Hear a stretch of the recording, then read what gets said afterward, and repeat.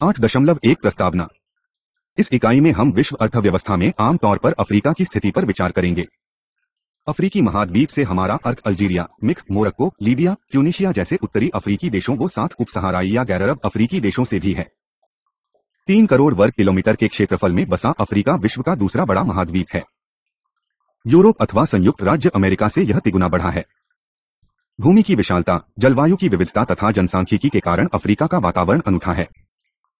आर्थिक एवं सामाजिक विकास हेतु इन अनूठेपन के दूरगामी परिणाम होते हैं। अफ्रीका की तटरेखा कई अन्य देशों से अपेक्षाकृत छोटी है। कई देश भूमिबद्ध हैं और ऐसे क्षेत्रों में बसे हैं जहां की जलवायु में अप्रत्याशित परिवर्तन होते रहते हैं। विशेषकर साहेल क्षेत्र के देशों में तो कृषि उत्पादकता बढ़ाने में मरुस्थलीकरण एक बहुत बड़ा अवरोधक है।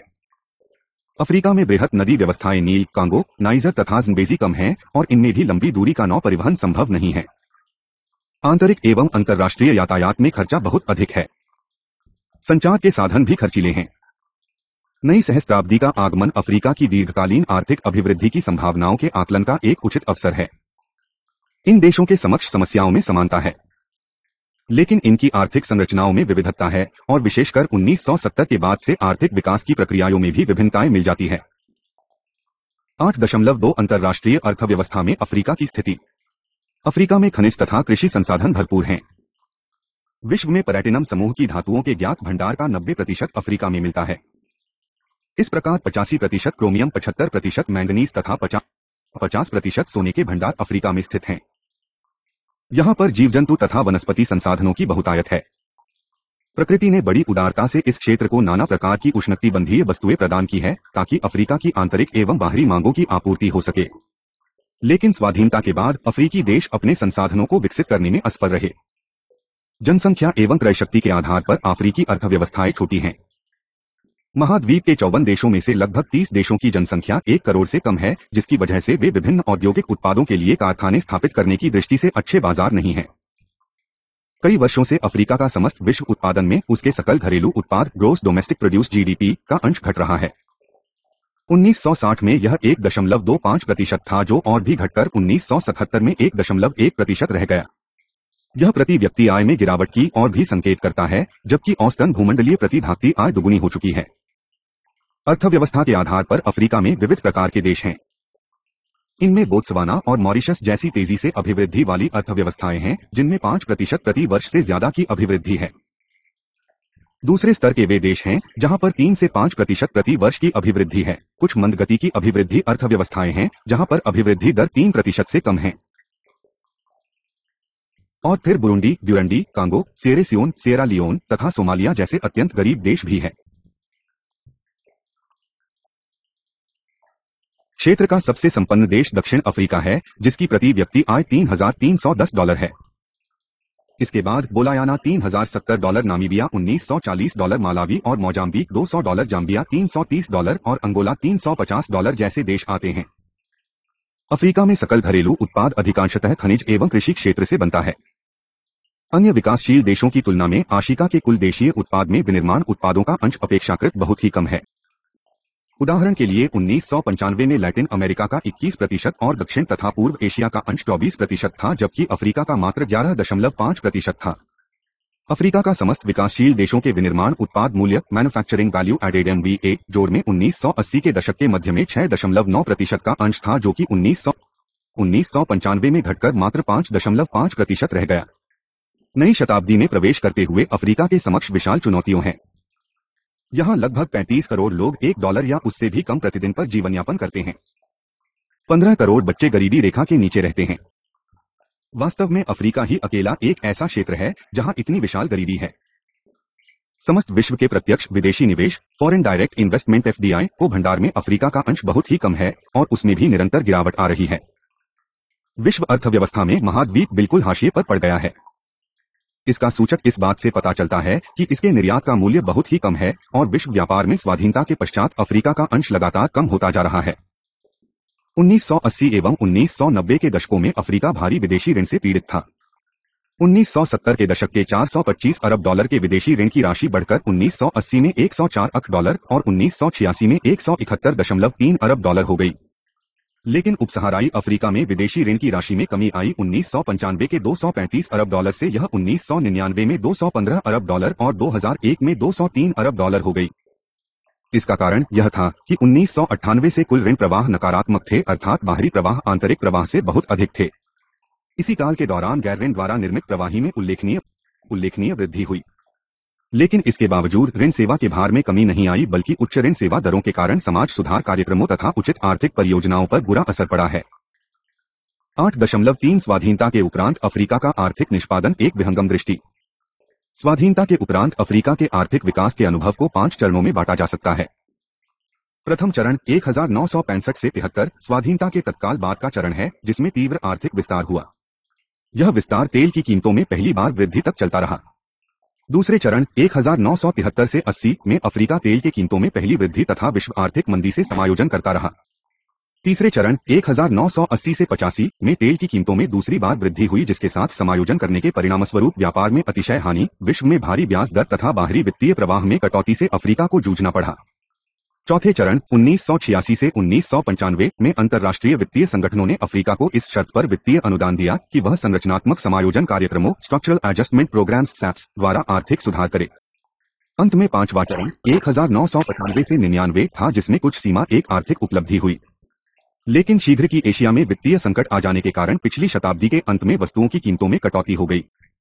3.5 दशकों का यह एकीकृत विश्लेषण है, लेकिन इसके पीछे महाद्वीप के विभिन्न क्षेत्रों के आर्थिक निष्पादन में भारी विभिन्नताएं हैं। 1960 के दशक के अंतिम वर्षों तथा 1970 के दशक के शुरुआती वर्षों में उपसहाराई गैर अरब अफ्रीका में तीव्र विकास के पश्चात 1970 के मध्य से पतन आरंभ हो गया। 1977 से 1985 तक प्रति व्यक्ति सकल घरेलू उत्पाद में 15% की गिरावट आई, निर्यात निष्पादन नष्ट हो गया। 1970 के प्रारंभिक वर्षों की लगभग 10% वार्षिक अभिवृद्धि से 1980 के प्रारंभिक वर्षों में उसका बुरी तरह से पतन हो गया। 1980 के दशक के मध्य तक अफ्रीका के संपूर्ण आयात का 15% आयात खाद्य पदार्थों का हो गया था। 1974 से 1990 के बीच उपसहाराई देशों के अनाज के आयात में लगभग 4% एवं खाद्य सहायता में 7% प्रतिवर्ष की दर से वृद्धि हुई। 3.1 संरचनात्मक समायोजन कार्यक्रम। आर्थिक पतन को उलटने तथा संपोषणीय गरीबी निवारक अभिवृद्धि को प्राप्त करने हेतु एक आवश्यक कदम के रूप में अनेक अफ्रीकी देशों ने 1980 के दशक के मध्य में संरचनात्मक समायोजन कार्यक्रम का सहारा लिया। इससे कई देशों में अभिवृद्धि हुई, लेकिन यदि पूरे क्षेत्र को एक समग्र के रूप में देखा जाए तो आर्थिक निष्पादन निराशाजनक ही रहा है।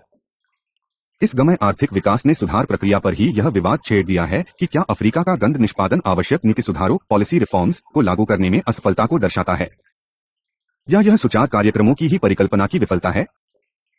क्या अभिवृद्धि पर्याप्त रही है? क्या आपूर्ति प्रतिक्रिया मजबूत रही है? क्या निवेश सकल घरेलू उत्पाद अनुपात में सुधार दिखाई देता है? बाहरी वित्तीय प्रवाह की क्या भूमिका रही है? और क्या सुधार कार्यक्रमों ने गरीबों को नुकसान पहुंचाया है? विश्व बैंक के अनेक अध्ययनों से यह पता चलता है कि अभिवृद्धि सुधारने में अफ्रीका की असफलता का कारण निरंतर सुधारों को बनाए रखने का अभाव था। यह अपने आप में सुधारों की विफलता नहीं थी। वास्तव में जिन कुछ एक देशों ने प्रमुख नीतिगत सुधारों को लागू किया तथा उनका संपोषण किया, नहीं दोबारा अभिवृद्धि आरंभ हुई। यह भी सत्य है कि सुधार कार्यक्रमों को अत्यधिक लागू करने वाले देशी में से कोई भी देश अपने यहाँ एक स्थायी समष्टि अर्थशास्त्रीय रूपरेखा स्थापित करने में सफल नहीं हुआ है। एक दृष्टिकोण यह भी है कि अफ्रीकी देशों को एक निरंतर गरीबी निवारक अभिवृद्धि के रास्ते पर डालने के लिए सिर्फ सुधार कार्यक्रम अपने आप में पर्याप्त नहीं है, भले ही उन्हें पूरी तरह से लागू किया जाए। विकास के लिए एक उचित अच्छी नीति के अलावा और भी बातें जरूरी होती है। उदाहरण के लिए मानव संसाधन के आधारभूत ढांचे में निरंतर निवेश, मजबूत संस्थाएं तथा अच्छी सरकार विकास की आवश्यकताएं हैं। उपसहाराई गैरखंड अफ्रीका 1980 के दशक के दौरान गंभीर आर्थिक एवं सामाजिक संकटों से ग्रस्त रहा। इसका पता गिरती हुई तथा यहां तक कि नकारात्मक सकल घरेलू उत्पाद अभिवृद्धि पर नकारात्मक प्रति व्यक्ति सकल घरेलू उत्पाद और गिरते हुए सकल घरेलू निवेश से पता चलता है। क्षेत्रीय स्तर पर 1980 के दशक के दौरान कृषि की बुरी तरह से नुकसान पहुंचा। उसकी अभिवृद्धि दर 1981 से 86 में 3.1% थी, जो कि 1987 से 91 में गिरकर 2.8% हो गई, जबकि प्रति व्यक्ति उत्पादन अभिवृद्धि पर कैपिटा आउटपुट ग्रोथ नकारात्मक बनी रही। औद्योगिक क्षेत्र का प्रदर्शन भी निराशाजनक रहा। 1980 के दशक के दौरान औद्योगिक क्षेत्र में वार्षिक औसतन अभिवृद्धि दर 2% थी, जो कि 1970 के दशक की अभिवृद्धि दरों से काफी कम है। कृषि क्षेत्र के मंद निष्पादन के बावजूद विनिर्माण क्षेत्र केवल मॉरिशस, जिम्बाब्वे तथा कोट दी आइवोयर, कोट दिवोर, वो समूह जैसे कुछ एक देशों को छोड़कर शेष उपसहाराई देश सकल घरेलू उत्पाद में अपने अंश को बढ़ाने में असफल हुए। उनकी विनिर्माण मूल्य जोड़ में भूमिका नगण्य थी, जिसका असर समग्र विश्व व्यापार में उपसहाराई विनिर्माण निर्यात के नगण्य अंश में दिखाई देता है। कई लोगों का यह विचार है कि अफ्रीकी समस्याएं वास्तव में अनोखी नहीं हैं, ये तो समकालीन विश्वव्यापी समस्याओं का अंग हैं। अफ्रीकी संकट को एक व्यापक ऐतिहासिक परिप्रेक्ष्य में भूमंडलीय स्तर पर देखा जा सकता है। उसे उन आधारों पर भी देखा जा सकता है जो कि न तो अनोखे हैं और न ही निहित तौर पर निराशाजनक हैं। राज्यों के कार्य करने में निश्चित सीमाएं हैं, जबकि पहले यह विचार था कि राज्य वास्तव में प्रत्येक तथा सभी कुछ करने में सक्षम था। शीत युद्ध का अंत, सोवियत संघ का विघटन, बर्लिन दीवार का पतन तथा विश्व राजनीति में दो ध्रुवों के अंत के परिणामस्वरूप भूमंडलीय व्यवस्था में हुए अभूतपूर्व परिवर्तनों का अफ्रीका पर दूरगामी प्रभाव पड़ा। 1980 के दशक तथा 1990 के प्रारंभ में हुए परिवर्तनों की प्रमुख विशेषताएं बाजार तथा लोकतंत्रीकरण। 1960 के प्रारंभ में स्वाधीनता के दौर में अधिक प्रति व्यक्ति भूमि तथा खनिज संसाधनों की उपलब्धि की वजह से अफ्रीका, विशेषकर एशियाई देशों की तुलना में विशाल अभिवृद्धि संभावनाओं से परिपूर्ण माना जाता था। लेकिन महाद्वीप का निष्ठादन निरंतर शिथिल होता गया है। इसके संभावित कारण निम्नलिखित हैं। जनसंख्या की दृष्टि से अफ्रीकी अर्थव्यवस्थाएं छोटी है। 54 देशों में से लगभग 30 देशों की जनसंख्या 1 करोड़ है, करीब 10 देशों की जनसंख्या 2 करोड़ है। इससे आंतरिक मुखी विकास रणनीतियों, इनवर्ड लुकिंग डेवलपमेंट स्ट्रैटेजीज का अपनाया जाना असंभव है। 2/3 जनता को कृषि क्षेत्र जीवनयापन प्रदान करता है। कुछ प्राथमिक वस्तुओं पर निर्यात निर्भरता है, लेकिन उसमें भी बाजारांश में गिरावट आई है। कमजोर भौतिक तथा सामाजिक आधारभूत ढांचा तथा प्रौद्योगिकीय क्षमता के निम्न स्तर के साथ साथ जनसंख्या की अभिवृद्धि की सर्वाधिक दर, अप्रबंध्य अण तथा उच्च ऋण सेवा उत्तरदायित्व और विदेशी सेवा पर अत्यधिक निर्भरता ने अफ्रीकी राज्यों की स्वायत्तता समाप्त कर दी है। इसलिए अफ्रीका विकास का अधिकाधिक चित्रण दाता निर्देशित विकास नीतियों, डोनर ड्रिवन डेवलपमेंट पॉलिसीज के रूप में किया जा रहा है। दाताओं के दबाव में 1960 के दशक के शुरू में हुए संवहनात्मक समायोजन कार्यक्रमों के अंगीकरण तथा कार्यान्वयन से अधिकतर अफ्रीकी राज्यों में स्थानीय मुद्रा के अवमूल्यन, वित्तीय तथा व्यापारिक क्षेत्र में उदारीकरण, अनुदानों का भी मुख्य यूजर्स चार्जेस का लागू होना, लागत कीमत वसूली उपाय, कॉस्ट रिकवरी मेजर्स, निजीकरण तथा राज्य व्यापारिक संगठनों के उन्मूलन जैसे परिणाम हुए। लेकिन संरचनात्मक समायोजन कार्यक्रम अफ्रीका की गरीबी और उसके अल्प विकास का निराकरण करने में न केवल असफल रहे, बल्कि वे देश बाहरी शक्तियों पर अधिक निर्भर हो गए और उनकी ज्यादातर जनसंख्या को अधिकाधिक आर्थिक कष्टों को झेलना पड़ा। आर्थिक पुनर्निर्माण के नाम पर इन देशों में औद्योगिक संयंत्र बंद हुए तथा सार्वजनिक खर्चों में बुरी तरह से कटौती और श्रमिकों की व्यापक छंटनी की गई। 8.4 अफ्रीका का विदेशी व्यापार प्रमुख विशेषताएं। विश्व अर्थव्यवस्था में उपसहाई अफ्रीका के हाशिए पर आने का एक सूचक युद्धोत्तर वर्षों में उसके निर्यात का न्यूनतम स्तर और विश्व व्यापार में उसका निरंतर गिरता अंश है। 1995 में उपसहाराई अफ्रीका के समस्त व्यापारिक निर्यात का मूल्य $73 अरब था, जो कि उसी वर्ष मलेशिया का 74 तथा दक्षिण कोरिया का $125 अरब था। 1950 में विश्व निर्यात में अफ्रीका का अंश 5.3% था, जबकि 1960 एवं 1970 के दशकों में इस अंश में औसतन 4.3% की गिरावट आई है। 1980 में इसमें 4.6% का थोड़ा सा उठान हुआ, लेकिन फिर 1985 में 3.2%, 1990 में 2.3% की गिरावट आई। 1995 में यह अंश बुरी तरह से गिरकर 1.6% हो गया। उपसहाय देशों के मामले में यह गिरावट बहुत ही तीव्र थी। 1995 में 3.5%, 1960 तथा 1970 के दशकों के अनुपालन 2.5% से 1996 में उनका अंश मात्र 1.1% हो गया। आयात के क्षेत्र में संपूर्ण अफ्रीका की तस्वीर निराशाजनक रही। 1960 में विश्व आयात में 5.7 की उच्च स्थिति से 1960 तथा 1970 के दशकों में यह अंश औसतन 4% था, लेकिन इसके बाद उसमें निरंतर गिरावट आई। 1980 के दशक में यह औसतन 2.5% था, जो कि 1990 के पहले आधे दशक में 2% से थोड़ा सा कम हो गया। उपसहाराई देशों में 1950 में विश्व आयात में उनका अंश 3.10% था। 1980 तक उनका औसत 2.5% से अधिक न था, लेकिन 1990 के दशक के माय तक आते आते उनके अंश में औसतन 1% की गिरावट हो गई थी। देशीय व्यापार में अफ्रीकी अंश में भयानक गिरावट के अलावा अफ्रीकी देशों की आयात निर्यात अथवा व्यापार स्थिति, टर्म्स ऑफ ट्रेड, में भी 1980 तथा 1990 के दशक में दशा शोचनीय हो गई। उदाहरण के लिए 1977 तथा 1993 के बीच उपसहाराई गैर तेल उत्पादक देशों की व्यापार स्थिति में 1/3 से ज्यादा गिरावट आई, जबकि अन्य गैर तेल उत्पादक विकासशील देशों में यह गिरावट 20% थी। 1993 के आने तक उपसहाराई अफ्रीका को 1977 के स्तर के अपने निर्यात घनत्व में 50% वृद्धि करने की आवश्यकता थी, ताकि वे 1977 के स्तर के समान वस्तुओं का निर्यात कर सकें। ये हिसाब बतलाते कम और छिपाते अधिक है। कुछ मामलों में तो व्यापार स्थिति में 50% और उससे ज्यादा की गिरावट आई। उदाहरण के लिए 1996 में व्यापार स्थिति में सबसे शोचनीय गिरावट वाले देशों में घाना 42, युगांडा 36, इथियोपिया 54, डागास्कर 56 तथा नाइजीरिया 51 थे। अफ्रीकी अर्थव्यवस्थाओं के निर्यात संकलन तथा संपन्न संसाधनों पर एक दृष्टि डालने से यह पता चलता है कि प्राथमिक अथवा पारंपरिक वस्तुएं ही उनके निर्यात का मुख्य आधार हैं। इनमें से कई जिनमें अर्धनिर्मित वस्तुएं भी शामिल हैं, जो कि अभी तक आभारिक अफ्रीका में बिकती थीं, अब निर्यात की जा रही हैं, लेकिन उनका अंश भी बहुत थोड़ा है। फिर समस्त निर्यात का एक बहुत ही छोटा अंत विनिर्मित वस्तुओं का था। 2/3 उपसहाराई देशों का विनिर्मित वस्तुओं का अंश कुल निर्यात का केवल 15% था। हाँ, इस विषय में विभिन्न देशों के अंश में महत्वपूर्ण अंतर है। उदाहरण के लिए इस प्रकार के निर्यात में केवल मॉरिशस का अंश 70% है। मॉरिशस के बाद दक्षिणी अफ्रीका और जिम्बाब्वे का 1990 में 30%, कीनिया, सेनेगल व सिएरा लियोन का लगभग 20% अंश था। दिशानुसार पारंपरिक तौर पर अफ्रीकी देश पश्चिमी यूरोप से व्यापार करते रहे हैं और आज भी उनके आयात निर्यात का 2/3 हिस्सा उसी क्षेत्र से संबंधित है। हाल ही में अंतरफ्रीकी व्यापार दुनिया समस्त व्यापार के 10% से ज्यादा नहीं है। विश्व व्यापार में अफ्रीका के कम अंश के कारण है। एक, विश्व उत्पादन में महाद्वीप का थोड़ा अंश और इसीलिए विश्व व्यापार में उसका अंश कम है। 2, व्यापारिक वस्तुओं के क्षेत्र में मंद वृद्धि और इसीलिए 1980 एवं 1990 के दशकों में सकल घरेलू उत्पाद के अंश में गिरावट। 3, आधारभूत ढांचे की अपर्याप्त सुविधाएं। 4, अनुपयुक्त आर्थिक नीतियों तथा प्रतिकूल जलवायु परिस्थितियां। अनुभाविक साक्ष्य यह बतलाता है कि आधारभूत सुविधाओं के विकास के स्तर तथा विनिमय दर के मिथ्या रेखांकन इन अर्थव्यवस्थाओं के उदारीकरण से ज्यादा महत्वपूर्ण तत्व हैं। ऊंची यातायात दरें भी अन्य महत्वपूर्ण अवरोधक है। प्राथमिक वस्तुओं से अलग हो अन्य प्रकार की वस्तुओं के निर्यात को रोकने वाले अन्य कारणों में प्राकृतिक आपदाओं से दुर्बलता तथा कीमतों में अस्थिरता का रोग है। पश्चिमी यूरोप के प्रमुख निर्यात बाजारों में पारंपरिक वस्तुओं की कीमत कम है तथा उनसे होने वाली आय में लचीलापन है। इसीलिए ये अफ्रीकी देश पीड़ित रहे हैं और आयात के संकुचन से निरंतर पीड़ित हैं। उनकी आयातित पूंजी तथा मध्यवर्ती वस्तुओं इंटरमीडिएट गुड्स पर उनकी निर्णायक निर्भरता, निम्न उत्पादकता तथा निम्न उत्पादन अभिवृद्धि के कारण निर्यात पर बुरा प्रभाव पड़ता है। स्वतंत्रता के उपरांत के काज में उनके औद्योगिक क्षेत्र का निष्पादन भी अच्छा नहीं रहा है। उपलब्ध आंकड़े यह संकेत करते हैं कि अफ्रीका में विनिर्माण क्षेत्र का सकल घरेलू उत्पादन का अंश अन्य विकासशील देशों के मापों से भी नीचे है।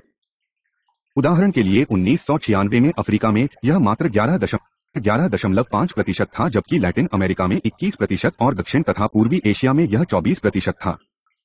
फिर सभी विकासशील देशों में से अफ्रीका का विनिर्माण मूल्य जोड़ में अंश 1996 में मात्र 5.5% था, जो कि 1980 के दशक के मध्य में 6.9% के निम्न मूल्य से भी नीचे आ गया। अफ्रीका में विनिर्माण मूल्य में 1980 से 90 के बीच हल्की सी वृद्धि हुई। 8.5 अफ्रीका में प्रत्यक्ष विदेशी निवेश। अफ्रीका में 1998 में प्रत्यक्ष विदेशी निवेश अरब डॉलर था, जबकि 1997 में यह संख्या 9.4 अरब डॉलर की थी। दक्षिणी अफ्रीका में 1998 में इस गिरावट का कारण निजीकरण से संबंधित प्रत्यक्ष विदेशी निवेश में कमी का हो जाना था। कुल मिलाकर 1980 के दशक की अपेक्षा 1990 के दशक के शुरू में अफ्रीका में प्रत्यक्ष विदेशी निवेश की प्रवाह में वृद्धि हुई, लेकिन अन्य विकासशील देशों की तुलना में प्रत्यक्ष विदेशी निवेश के प्रवाह में यह अभिवृद्धि काफी कम थी।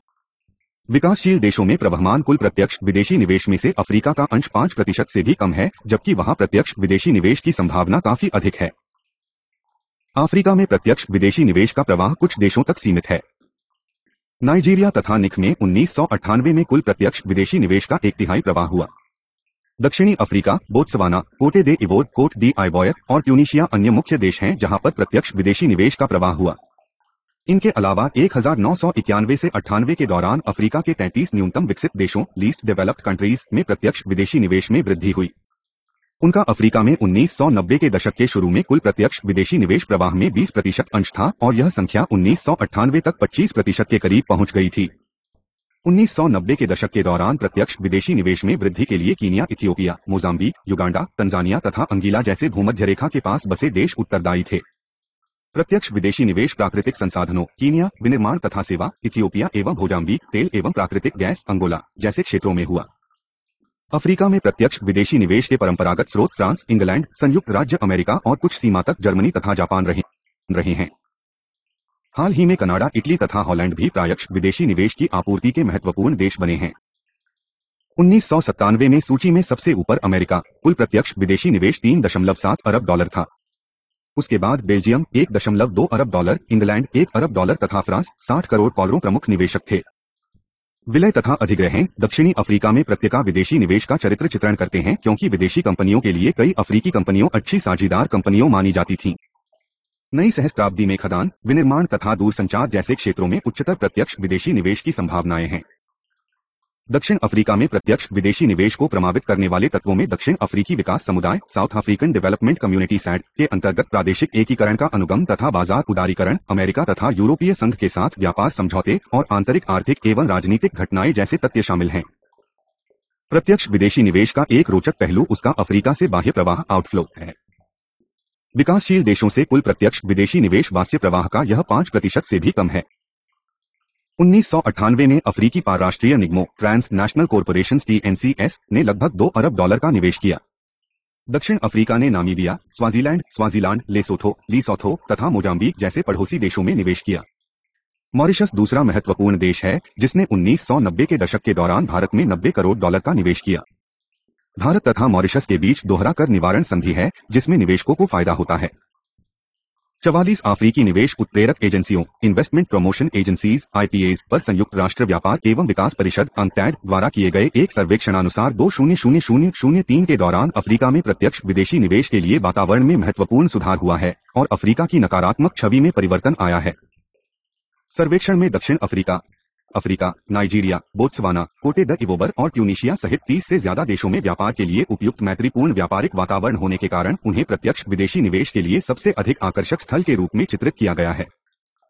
इस तरह से अफ्रीका में अधिक प्रत्यक्ष विदेशी निवेश की संभावनाओं में वृद्धि हुई है। 8.6 अफ्रीका की ऋण समस्या प्रतिक्रिया एवं नीति उपाय। 1980 के दशक के दौरान तृतीय विश्व के सभी देशों को ऋण संकट से जूझना पड़ा था, लेकिन अफ्रीकी महाद्वीप इस ऋण समस्या से सबसे अधिक पीड़ित था। प्रथमतः महाद्वीप की ऋण भुगतान क्षमता उसके देशों की अर्थव्यवस्थाओं के एकल सांस्कृतिक शाप मोनोकल्चर कर्ज से ग्रसित होने तथा अनियंत्रित बहिर्जात तत्वों के दबावों के कारण अत्यंत सीमित है। दूसरा, उपसहायी देशों के ऋण का एक बड़ा अंश आधिकारिक एवं बहुराष्ट्रीय खातों में था, जिसमें भुगतान में चूक होने पर पेरिस क्लब के तत्वाधान में पुनः अनुसूचित करने के लिए व्यापारिक बैंकों के रामान ऋणियों के लिए पुनः अनुसूचित शर्तों की व्यवस्था थी। विश्व बैंक के अनुमानों के अनुसार उपसहाराई अफ्रीका का कुल विदेशी ऋण 1980 के 56.2 अरब डॉलर तथा 1985 के 96.2 अरब डॉलर से बढ़कर 1980 में 143.2 अरब डॉलर हो गया। अर्थात 1980 के दशक में ऋण में तिगुने से थोड़े कम की वृद्धि हुई। 1989 में कुल विदेशी ऋण का 3/4 अंश सार्वजनिक तथा सरकारी प्रत्याभूत मध्यम तथा दीर्घकालीन ऋणों के रूप में था। 1985 से 89 में अफ्रीका में लघुकालीन ऋण का अनुपात 13 अरब डॉलर था, लेकिन अंतर्राष्ट्रीय मुचकोष IMF से लिया ऋण 1980 के 3 अरब डॉलर से बढ़कर 1987 में 7.5 अरब डॉलर हो गया। 1989 में इसके 5.3 अरब डॉलर तक गिरने का अनुमान था, लेकिन शेष ब्याज में 1980 के 0.2 अरब डॉलर की निम्न राशि से 1988 में 5.9 अरब डॉलर की बढ़ोतरी हो गई। उपसहाराई अफ्रीका की बाहरी ऋण संकट स्थिति के लिए बहिर्जीत तथा अंतर्जात तथ्य उत्तरदायी थे। पहले बहिर्जीत में प्राथमिक वस्तुओं की विश्व मांग में धीमी अभिवृद्धि, तेल की बदलती कीमतें, पश्चिमी अर्थव्यवस्थाओं में संक्षरण की प्रवृत्तियां, महाद्वीप को मिलने वाले वित्तीय संसाधनों के प्रवाह में संरचनात्मक परिवर्तन, बाहरी ऋणों की शर्तों में कठोरता तथा ब्याज दरों में वृद्धि जैसी बातें शामिल थीं। वहीं अंतर्जातीय तत्वों में आंतरिक कुप्रबंधन तथा नीति विफलता, सार्वजनिक क्षेत्र द्वारा अत्यधिक ऋण लेना, अनुपयुक्त विकास युक्तियां, कम आंतरिक बचत दर तथा उपयुक्त मुद्रा तथा वित्तीय नीतियों जैसे तत्व शामिल थे। यहाँ हम इन तत्वों की संक्षेप में विवेचना करेंगे। 1980 के दशक के प्रारंभ से विश्व अर्थव्यवस्था में व्यापारिक मंदी आ जाने के फलस्वरूप प्राथमिक वस्तुओं की मांग कम हो गई। इस कारण उपसहाराई अफ्रीका को 6 प्राथमिक वस्तुओं के व्यापार में अत्यधिक नुकसान झेलना पड़ा। उदाहरण के लिए 1985 से 88 के दौरान महाद्वीप का व्यापार का नुकसान उसके सकल घरेलू उत्पाद का 10.1% था। वित्तीय संसाधनों के प्रवाह में संरचनात्मक परिवर्तन के दर्शन हमें अंतर्राष्ट्रीय निजी बैंकों द्वारा Senegal, Togo, Kenya, Zambia, Liberia जैसे उपसहाराई देशों तथा तेल निर्यातक देशों को आसानी से ऋण उपलब्ध कराने की व्यवस्था में होते हैं। बैंक ऋण की इस सरल पहुंच से 1970 के दशक तथा 1980 के दशक के शुरू में गैर ऋणी सर्जक प्रवाह, जिसमें प्रत्यक्ष निवेश शामिल थे, में तेजी से गिरावट और ऋण सर्जक प्रवाह डेक्रिएटिंग फ्लोज में तीव्र वृद्धि हुई। दूसरा, ऋण सर्जक प्रवाह में रिवायती गैर रिवायत प्रवाह नॉन कॉन्सेशनल फ्लोज में स्थानांतरण भी था। इन देशों में ऋण में संरचनात्मक परिवर्तन से इन उधारों पर बुरा प्रभाव पड़ा। सबसे अधिक प्रभावित देशों में Niger, Zaire, Malawi, Kenya, Liberia, Senegal, Zambia, Zimbabwe, Botswana, Ivory Coast, Mauritius और नाइजीरिया थे और नई सहस्त्राब्दी में भी यह प्रवृत्ति जारी रहने की उम्मीद है। 1980 एवं 1990 के दशकों में क्षेत्रवाद की नवीन लहर से क्षेत्रीय व्यापार व्यवस्थाएं, रीजनल ट्रेडिंग अरेंजमेंट्स, इस आधार पर विकसित हुई कि निस्तर विस्तृत होते स्वतंत्र व्यापार क्षेत्रीय से विश्वव्यापी स्वतंत्र व्यापार को प्राप्त किया जा सकता है। विश्व के अन्य भागों की भांति अफ्रीका ने इन क्षेत्रीय एकीकरण लहरों के दर्शन किए हैं। क्षेत्रवाद की नवीन लहर के साथ साथ अफ्रीका के भीतर क्षेत्रीय समूहों को पुनर्जीवन शक्ति प्रदान करने की उत्सुकता फिर से उत्पन्न हुई है। अंशतः इसे विश्व के अन्य हिस्सों में एकीकरण खंडों के घने तथा विस्तृत होने तथा अंशतः भूमंडलीय अर्थव्यवस्था अफ्रीका के उत्तरोत्तर हाशिए में आने की प्रतिक्रिया स्वरूप देखा गया। 1991 की अबुजा, नाइजीरिया संधि ने 2025 तक एक अफ्रीकी आर्थिक समुदाय अफ्रीकन इकोनॉमिक कम्युनिटी की स्थापना पर जोर दिया। 1980 की लागोस योजना के दर्शन एवं सिद्धांतों पर आधारित अबुजा संधि 2/3 हस्ताक्षरकर्ताओं द्वारा संपुष्टि किए जाने के उपरांत 1994 में लागू हो गई। इसके प्रमुख उद्देश्य हैं एकता तथा सामूहिक आत्मनिर्भरता, एक सुपोषित तथा अंतर्जात विकास युक्ति और मूल आवश्यकताओं में आत्मसंपन्नता की एक नीति। अतीत पर्यालोचन में हमें अफ्रीका में प्रमुख एकीकरण व्यवस्थाओं में उत्तरी अफ्रीका में अरब माघारेब, अरब मगरेब यूनियन, पश्चिमी अफ्रीका में पश्चिमी अफ्रीकी राज्यों का आर्थिक समुदाय economic community of West African states एकोवास, पश्चिमी अफ्रीकी आर्थिक एवं मुद्रा संघ West African economic and monetary union वाइमो तथा मेनो नदी संघ मानो रिवर यूनियन MRU, माय अफ्रीका में माध्य अफ्रीकी भौगोलिक एवं आर्थिक समुदाय Central African monetary and economic community CMAC और CEG पूर्वी अफ्रीका में पूर्वी अफ्रीकी समुदाय और दक्षिणी अफ्रीका में SC तथा पूर्वी व दक्षिणी अफ्रीका के लिए समान बाजार मिलते हैं। 7.1 अफ्रीकी अनुभव का मूल्यांकन। क्षेत्रीय एकीकरण के अफ्रीकी अनुभव के एक समग्र मूल्यांकन से यह पता चलता है कि इन आयातों को सीमित सफलता मिली है, किंतु अंत क्षेत्रीय व्यापार में कोई महत्वपूर्ण वृद्धि नहीं हुई, बल्कि 1970 तथा 1990 के दशक के प्रारंभ के बीच प्रमुख क्षेत्रीय समूहों में कुल निर्यात के अनुपात में उसमें गिरावट आई है। एक और अंतक्षेत्रीय पान में स्थिरता रही तो दूसरी ओर भूमंडलीय व्यापार में महाद्वीप उत्तरोत्तर हाशिए पर था। भूमंडलीय नीति में अफ्रीका के अंश में 1977 के 4.5% से 1997 में 2% गिरावट आई। समस्त विकासशील देशों के निर्यात में अफ्रीकी अंश 1981 के 15.5% से गिरकर 1997 में 9.2% हो गया। फिर अफ्रीका के क्षेत्रीय आर्थिक समूह प्रत्यक्ष विदेशी निवेश को आकर्षित करने में असफल रहे, बल्कि 1980 के दशक के उत्तरार्ध तक तो कुल भूमंडलीय पूंजी प्रवाह में उसके अंश में निरंतर गिरावट आती रही और प्रत्यक्ष विदेशी निवेश को गंतव्य के रूप में महाशिए पर आ गया। मध्य 19 वर्षों में तेल की कीमतों के पतन से अफ्रीका में प्रत्यक्ष विदेशी निवेश प्रवाह सूख गया।